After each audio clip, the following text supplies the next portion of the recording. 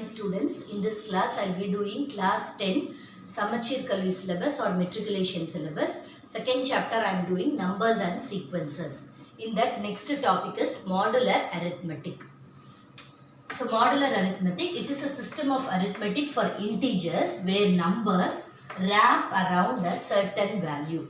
If we take a clock, in that clock only 1 to 12 numbers are only there. After that, instead of 13, again we are repeating it by 1. So these type of operation, this one is called modular arithmetic. Okay, so that is wrapping of numbers around a certain value. So instead of 1, instead of 13, again we are reading it as 1. Instead of 14, we are reading it as 2. So day and night. Day and night examples, few more examples for this is day and night, that is repeated.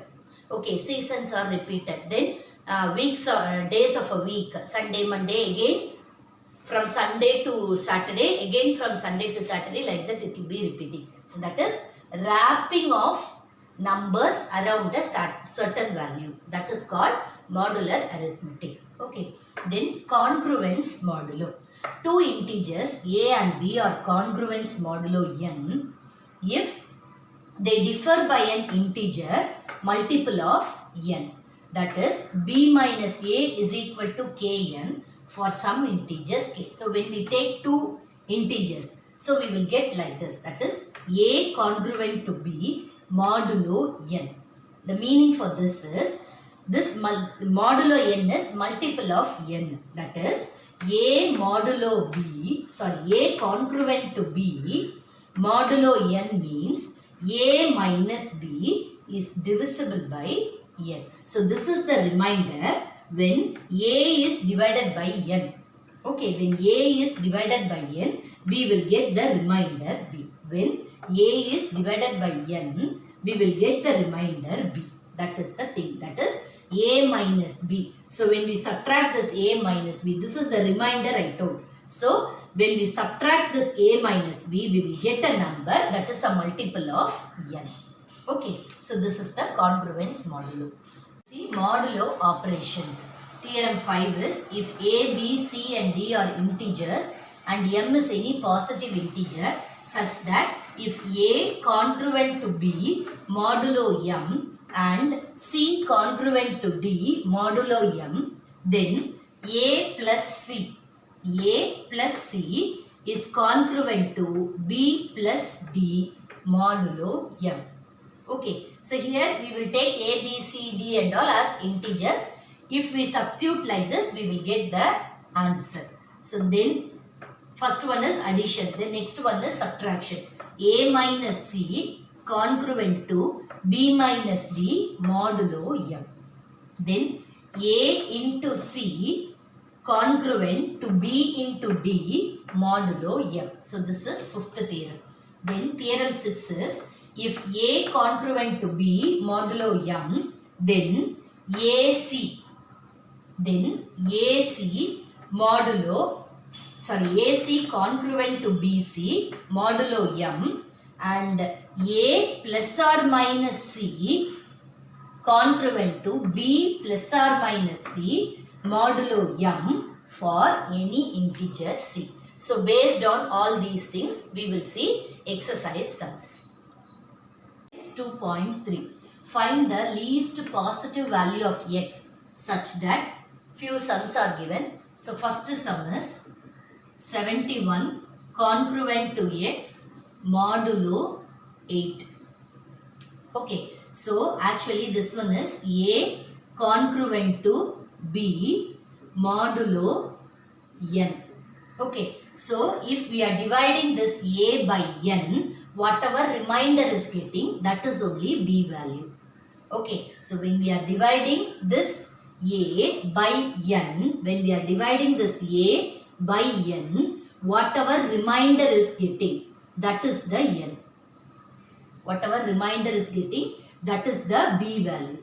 That is the b value. Whatever remainder is getting, that is the b value. So when we are dividing 71 by 8, so when we are dividing 71 by 8, okay, 8 8s are 64. So the remainder is 7. 7 is the remainder. So that 7 is the p value. So 71 congruent to x. X we got it as 7. So 71 congruent to 7 modulo 8. So x is equal to 7. That's all. This is the thing. Very simple only. Modulo 8 means it is nothing but the divisibility of that number. When we are dividing this 71 by 8. Okay, it is a multiple. That's all. So when we are dividing 71 by 8, whatever remainder is we are getting, that is the x value. That is a congruent to b modulo n. Okay, so when we simplify this, when we divide this 71 by 8, the remainder we are getting it as 7. So that is the x value. Okay, then second one.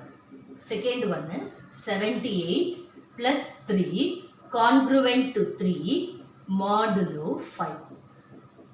Okay, so 70, we will bring this 3 to this side. So 78 plus 3, sorry, the question is 78 plus x.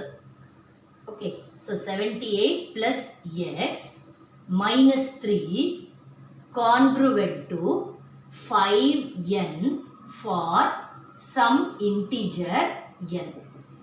For some integer n.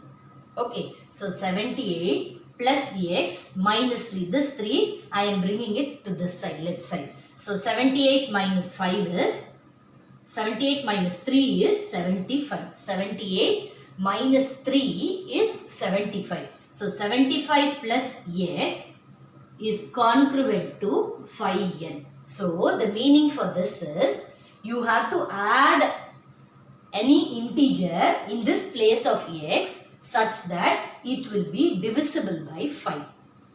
Okay, such that it will be divisible by 5. So if we take the x values, here we are asked to find the least positive value. So if we take x as 1, okay, we will get 76. So 76 is not divisible by 5.